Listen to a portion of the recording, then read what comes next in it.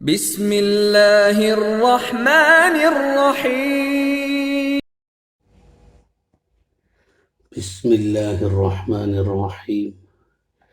الحمد للہ رب العالمین والعاقبۃ للمتقین والصلاة والسلام علی سید المرسلین محمد وآلہ وصحبہ اجمعین اما بعد فقد قال اللہ تبارک وتعالی فی القرآن المجید فاعوذ باللہ من الشیطان الرجیم بسم اللہ الرحمن الرحیم هو الذي بعث في الأميين رسولا منهم يتلو عليهم آياته ويزكيهم ويعلمهم الكتاب والحكمة وإن كانوا من قبل لفي ضلال مبين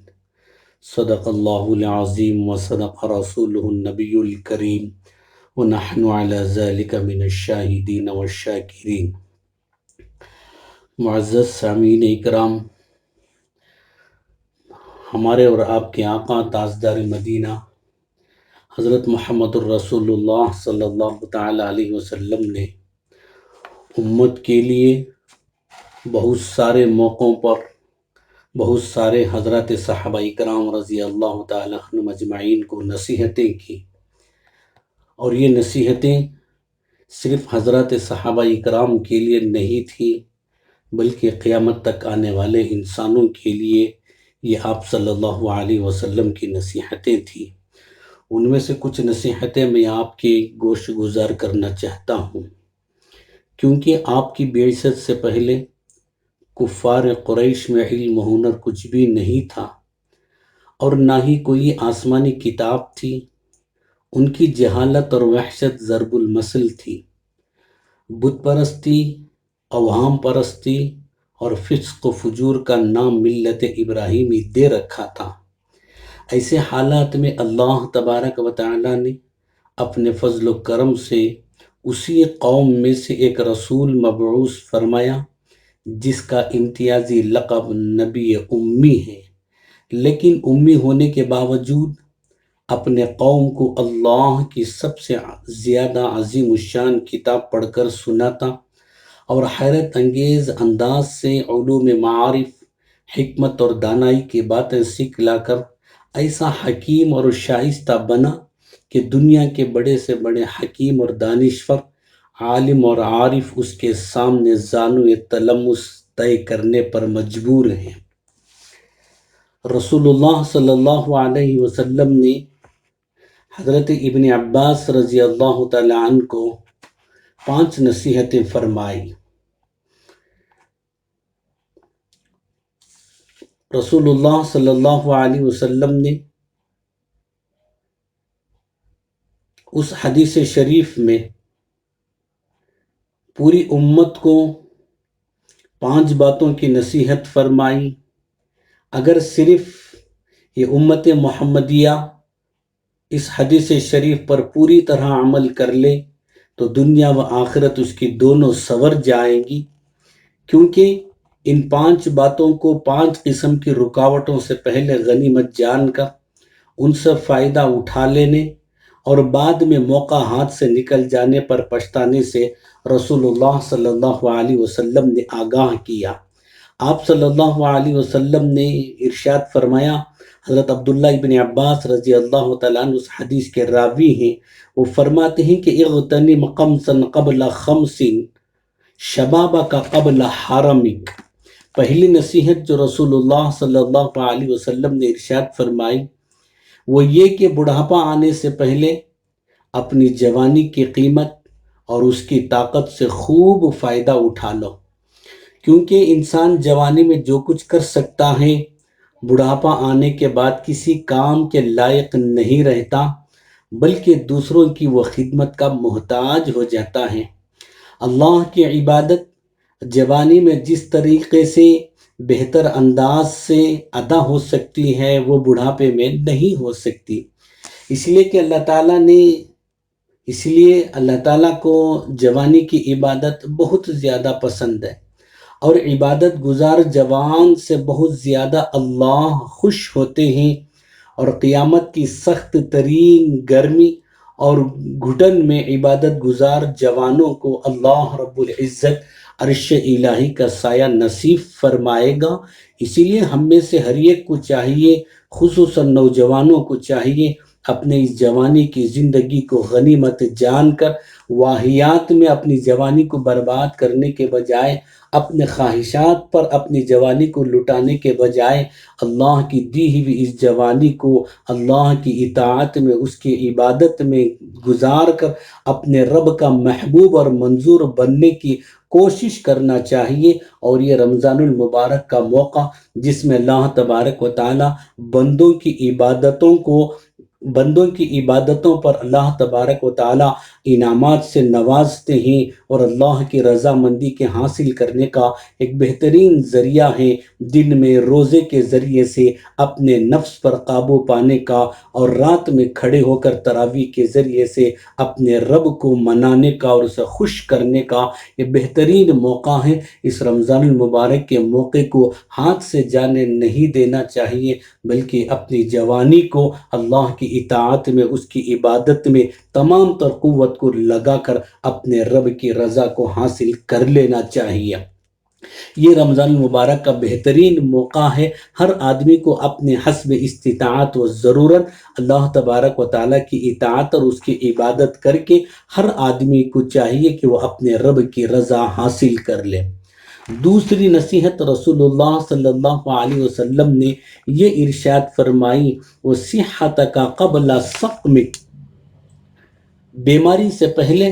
اپنی صحت اور تندرستی کو غنیمت جان کر اس سے فائدہ اٹھا لو۔ صحت کی حالت میں انسان ہر کام آسانی سے انجام دے سکتا ہے،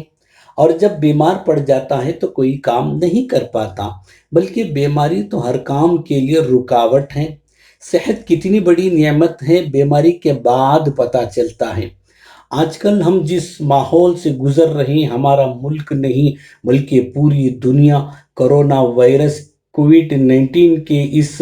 وائرس کی وجہ سے آج پوری دنیا پریشان، اور پوری دنیا سکتے کے اندر، کیا طاقتور ممالک ہوں، کیا روپے پیسے والے ہوں، کیا علم کے دعوے کرنے والے ہوں، آج اس کرونا وائرس کے سامنے مجبور اور بے بس اور لاچار نظر آ رہے ہیں۔ ساری دنیا اس سے متاثر ہے۔ وہ سپر پاور طاقت والے ممالک، یا وہ مالدار ممالک جن کو اپنے مال پہ غرور تھا، یا وہ علم والے ممالک جن کو اپنی تعلیم پر گھمنڈ تھا، آج اس اللہ کے اس کرونا وائرس بیماری کے سامنے بے بس، لاغر، لاچار، مجبور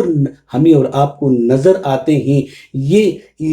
اللہ تبارک و تعالیٰ کی طرف سے ایک آزمائش ہے۔ ہم لوگوں کو ایک سنبھلنے کا اللہ تبارک و تعالیٰ نے موقع دیا ہے۔ اس موقع کو مجھے اور آپ کو چاہیے کہ غنیمت جان لے کہ اللہ تبارک و تعالیٰ نے اس بیماری سے پہلے جو صحت و قوت و طاقت ہمیں عطا فرمائی تھی، اور ذہنی انتشار سے بچا کر ذہنی جو سکون مجھے اور آپ کو عطا فرمایا تھا، اللہ تبارک و تعالیٰ کی اس نعمت کی قدر آج ہم میں سے ہر ایک کو اس بات کا احساس ہو رہا ہے کہ اللہ تبارک و تعالیٰ نے کیسی ہمیں زندگی عطا فرمائی تھی، اور پھر اچانک اللہ تبارک و تعالیٰ نے کیسی آزمائش کے اندر، کیسی امتحان کے اندر ہمیں اور آپ کو مبتلا کر دیا کہ چھوٹا ہو کہ بڑا، طاقتور ہو کہ کمزور، ہر آدمی ذہنی طور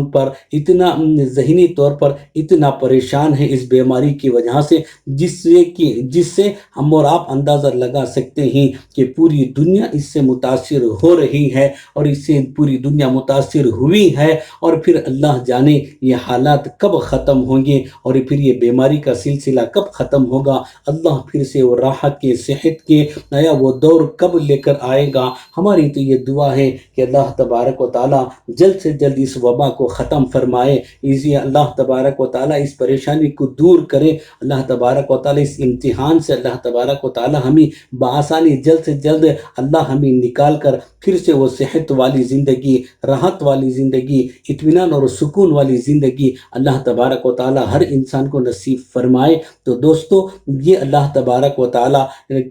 کے رسول صلی اللہ علیہ وسلم ہمیں اور آپ کو یہی نصیحت کرنا چاہتے ہیں کہ صحت کے زمانے کو غنیمت جان لو۔ بیماری کے آنے سے پہلے ہمیں اور آپ کو چاہیے کہ اللہ تبارک و تعالیٰ کی صحت کی زندگی کو ہم اب اللہ کی اطاعت اور اس کی عبادت میں گزارتے ہوئے اللہ کی رضا اور اس کی خوشنودی کو حاصل کرنا چاہیے۔ ہمارا حال تو یہ ہے، جوانی ہو کہ صحت، دونوں کو ہر گناہ اور ہر برائی میں گوا دیتے ہیں۔ جب بڑھاپا آتا ہے اور بیمار پڑ جاتے ہیں تب کچھ احساس پیدا ہوتا ہے۔ بات کا احساس کوئی فائدہ دینے والا نہیں ہے۔ جو کچھ کرنا ہے مجھے اور آپ کو پہلے ہی کر لینا ہے۔ اللہ کے رسول حضرت محمد الرسول اللہ صلی اللہ علیہ وسلم نے ہمیں اور آپ کو یہی نصیحت فرمائی۔ تیسری نصیحت، وغنا کا قبل فقرک، فقر و فاقہ اور تنگدستی آنے سے پہلے اپنی دولت اور اپنے سرمایے سے فائدہ اٹھا لو۔ مال و دولت کا حال سب کی نگاہوں میں ہے۔ مال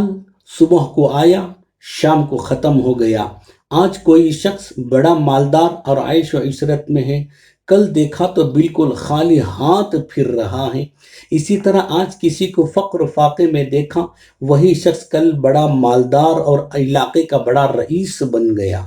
اسی لیے حضرت محمد الرسول اللہ صلی اللہ علیہ وسلم نے فرمایا کہ جو مالداری اور خوشحالی کا زمانہ نصیب ہو اس کو غنیمت جان کر جو کچھ کرنا ہے اسی میں کر لو۔ یہ مالی عبادت ہے، یہ بہت بہترین سنہرا موقع ہے، کچھ خبر نہیں کب ہاتھ سے نکل جائے۔ آج ان مالداروں کے لیے بھی یہ بہت بڑا موقع ہے۔ ایک تو رمضان المبارک کا موقع ہے جس میں ایک نیکی کے بدلے اللہ تبارک و تعالیٰ اس کا ثواب کئی گنا بڑھا دیتا ہے۔ ایک فرض کو ادا کرو گے اللہ 70 فرضوں کے برابر اللہ اس کو ثواب دے گا۔ ایک رمضان المبارک کا مہینہ چل رہا ہے اور دوسری طرف یہ لاک ڈاؤن، کرونا وائرس کی وجہ سے لاک ڈاؤن کا بھی یہ حالات چل رہے ہیں۔ اس میں ان غریب، یتیم، مزدور، لاچار، بے بس اور روزانہ مزدوری کر کے زندگی گزارنے والوں کے حالات کا ہمیں جائزہ لینا چاہیے اور ان کے دہلیز پہ جا کر ان کی ضروریات کو پورا کرنا چاہیے، اس لیے کہ لاک ڈاؤن ہونے کی وجہ سے ان کے گھروں کے حالات کیسے ہیں۔ اللہ تبارک و تعالیٰ نے سرمایہ داروں کو، اللہ تبارک و تعالیٰ نے مال دیا، مالداروں کے پاس مال موجود ہے، یہ بہترین موقع ہے لاک ڈاؤن کی وجہ سے ضرورت مندوں کی ضرورتوں کو پوری کرنے کا۔ اور یہ رمضان المبارک کا مہینہ ہے جس میں صدقہ اور خیرات خوب سے خوب کر کے اپنی رب کی رضا کو حاصل کر لینے کا۔ ہم اس موقع کو غنیمت جانتے ہوئے ان ضرورت مندوں کی، یتیموں کی، غریبوں کی، بیواؤں کی اور روزانہ مزدوری کر کے زندگی گزارنے والوں کے گھروں کے حالات کا جائزہ لینا اور روزمرہ کی ان کی ضرورتوں کا پورا کرنا۔ یہ رمضان المبارک کا مہینہ ہے، ان بیچارے دن میں روزہ رکھتے ہیں تو پھر ان کے روزوں کی کیا حالت ہوگی، ان کے افطار کے لیے کیا ساز و سامان ہوگی۔ اس بات کو مجھے اور آپ کو سمجھنے کی ضرورت ہے۔ اللہ کے رسول صلی اللہ علیہ وسلم کی اس نصیحت پر عمل کرنے کا یہ بہترین موقع ہے، اس موقع کو ہاتھ سے جانے نہیں دینا چاہیے۔ چوتھی نصیحت، اللہ کے رسول صلی اللہ علیہ وسلم نے یہ فرمائی، وَفَرَاغَكَ قَبْلَ شُغْلِكَ، جو اوقات خالی مل جائیں ان کو خدا کی عبادت کے لیے غنیمت سمجھو۔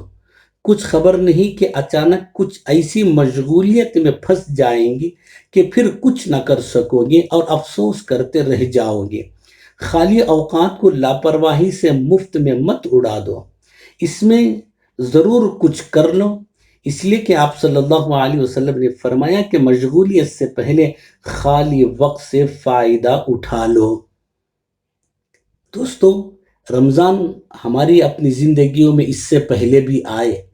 امید کہ اللہ تبارک و تعالی رمضان مبارک اس کے بعد بھی ہماری زندگی میں لے کر آئے گا۔ لیکن دوستو، ایسا رمضان مبارک کہ جس میں آدمی اس سے پہلے عبادت کرنا چاہتا تھا، اپنے کاروبار کی مصروفیت کی وجہ سے، اپنے تجارت کی مصروفیت کی وجہ سے، اپنے دوسرے مشاغل کی وجہ سے لوگ یوں کہتے تھے میں عبادت کرنا چاہتا ہوں، میں اپنی روزمرہ کی عبادتوں کے اندر اور اضافہ کر کے رمضان مبارک گزارنا چاہتا ہوں، لیکن میری مشغولیت، میری مصروفیت اتنی ہے کہ مجھے اس کی فرصت نہیں ملتی۔ اس سے پہلے کہ رمضانوں میں یہ بات کہنے اور سننے کو ہمیں اور آپ کو ملتی تھی، لیکن اللہ رب العزت نے اس لاک ڈاؤن کے ذریعے سے اس رمضان المبارک میں اللہ نے اپنے بندوں کو اپنی عبادت کے لیے گویا یوں فارغ ہی کر دیا۔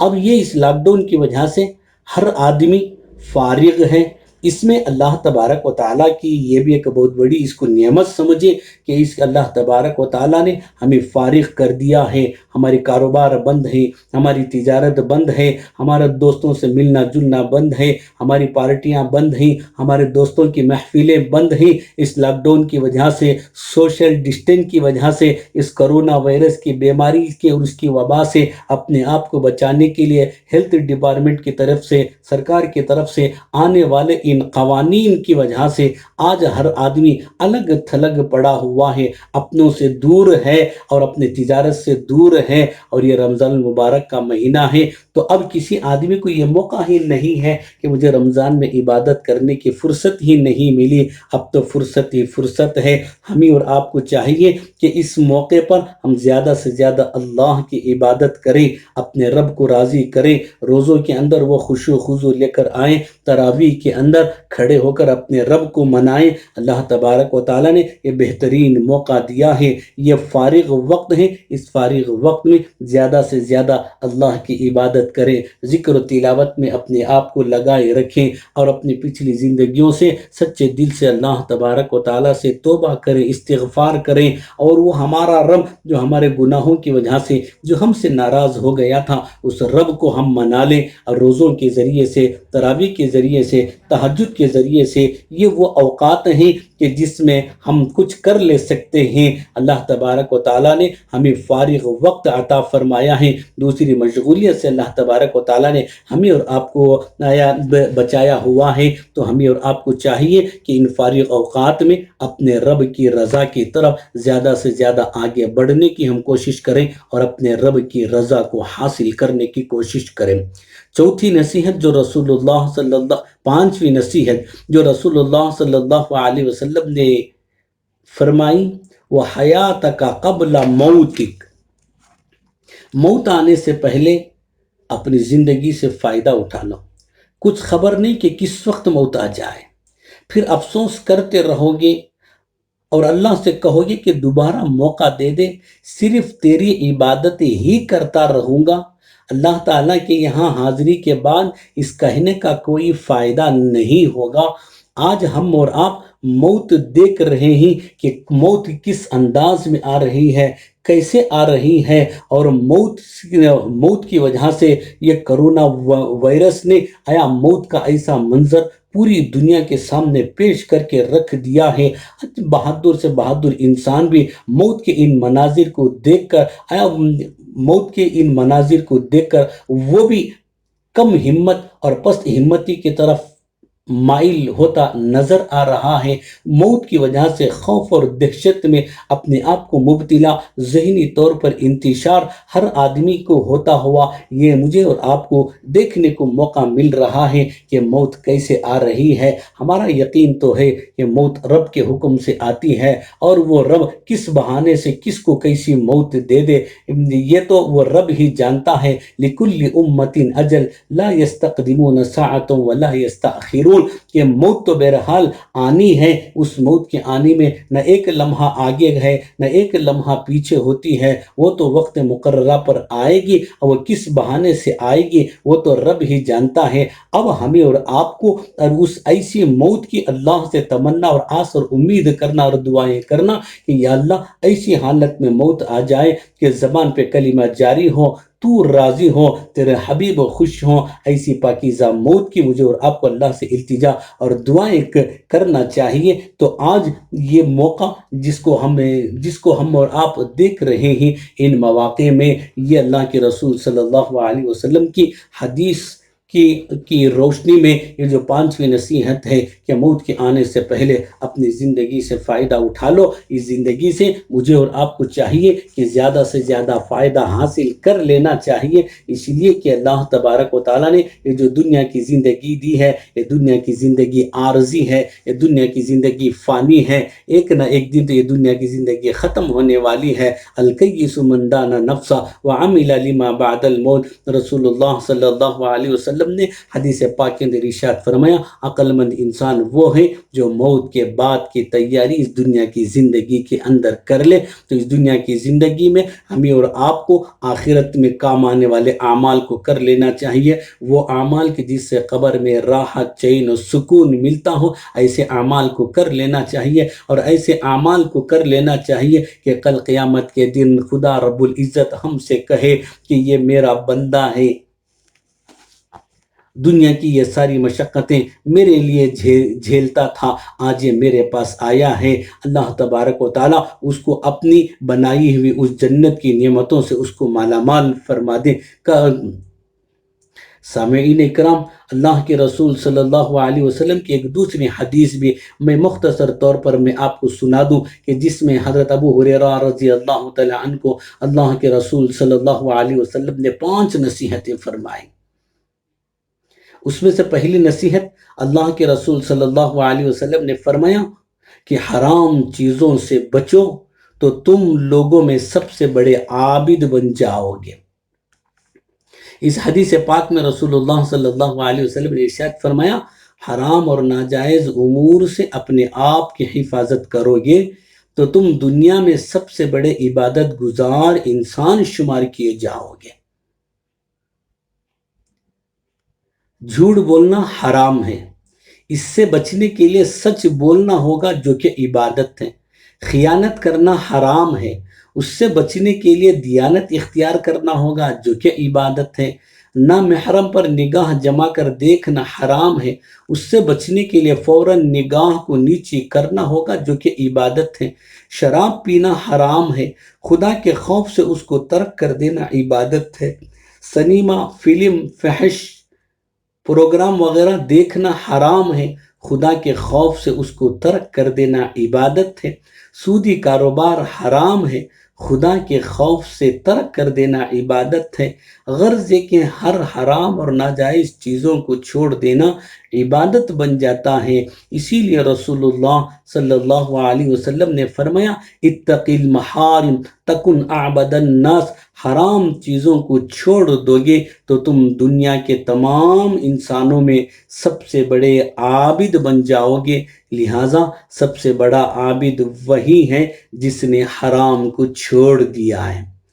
دوسری نصیحت حضرت ابو ہریرہ رضی اللہ تعالیٰ عنہ کو اللہ کے رسول صلی اللہ علیہ وسلم نے یہ فرمائی کہ اس دنیا میں سب سے بڑا غنی اور سب سے بڑا مالدار کون ہے؟ تو جناب رسول اللہ صلی اللہ علیہ وسلم نے فرمایا، سب سے بڑا غنی وہ شخص ہے کہ اللہ نے اس کے لیے جتنا مقدر فرمایا ہے اس پر وہ خوش،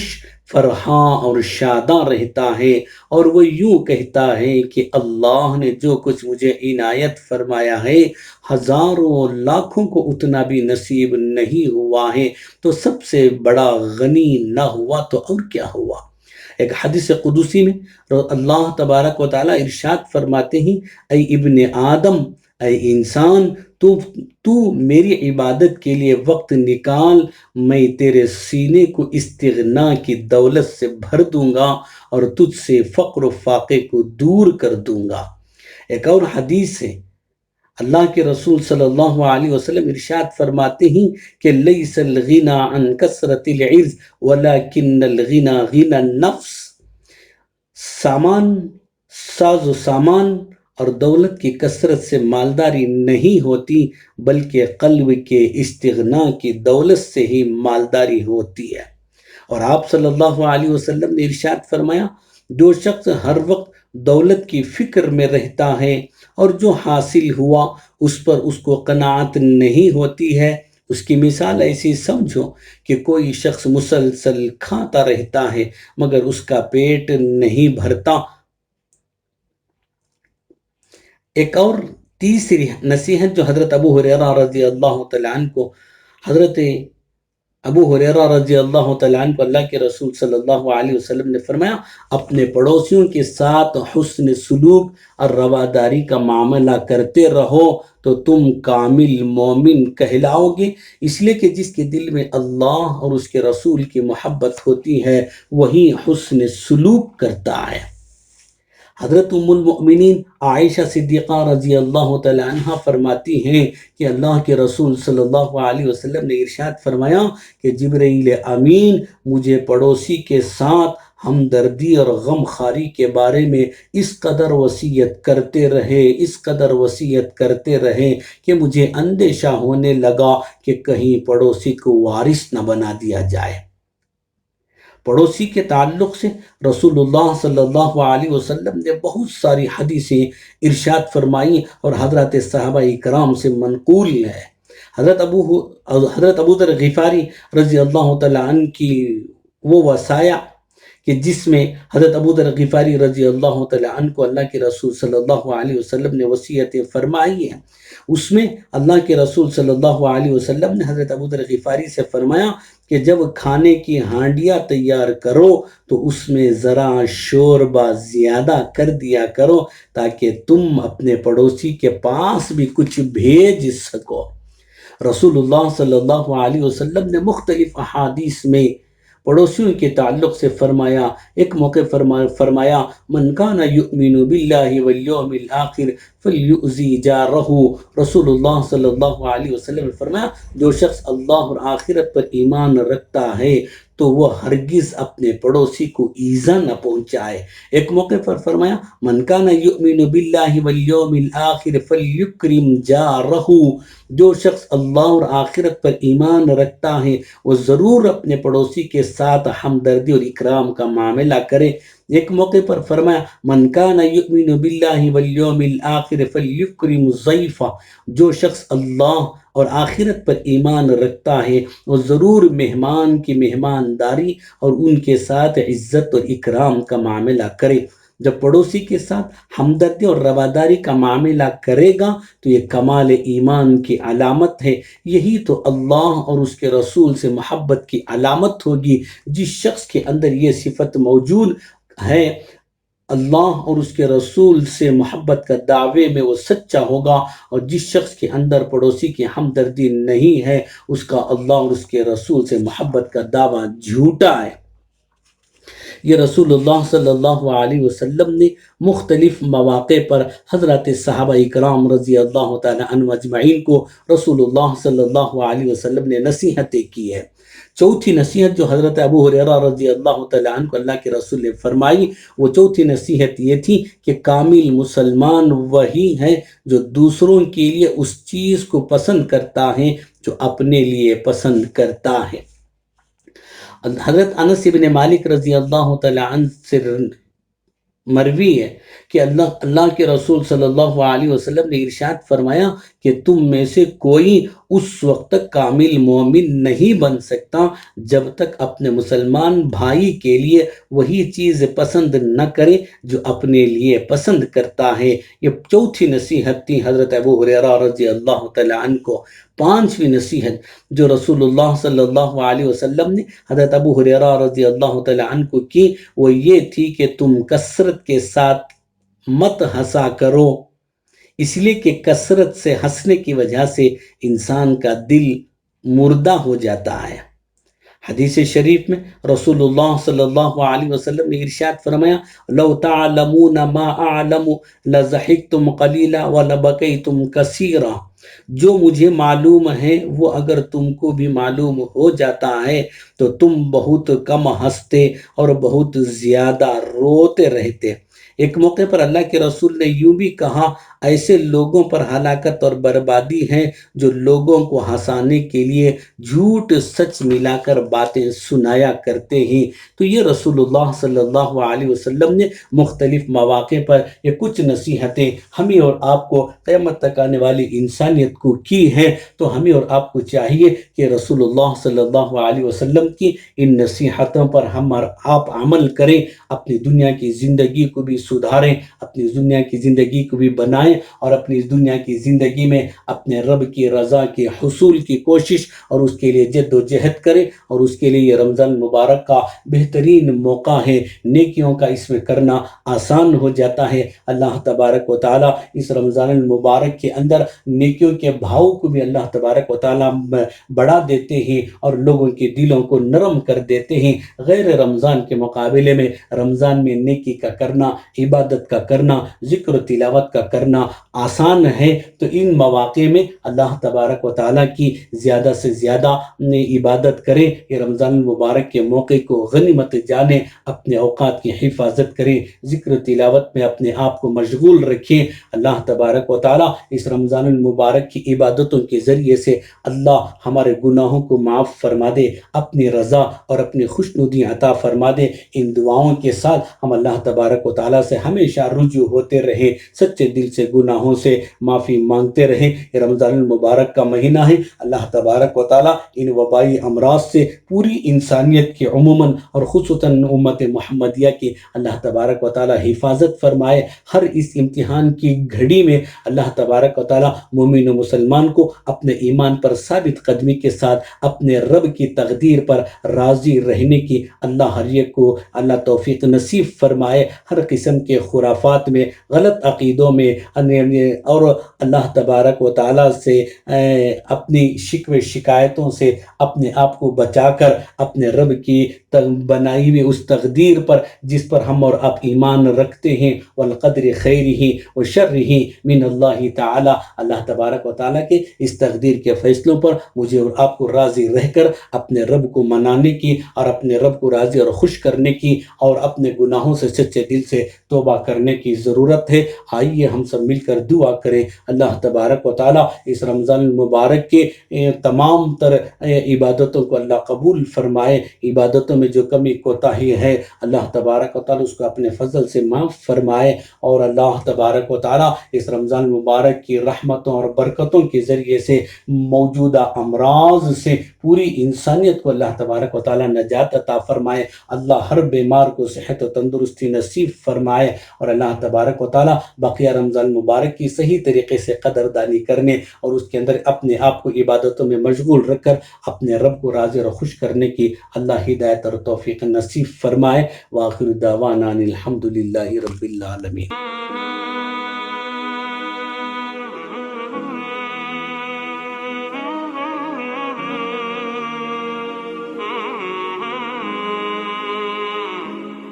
ہاں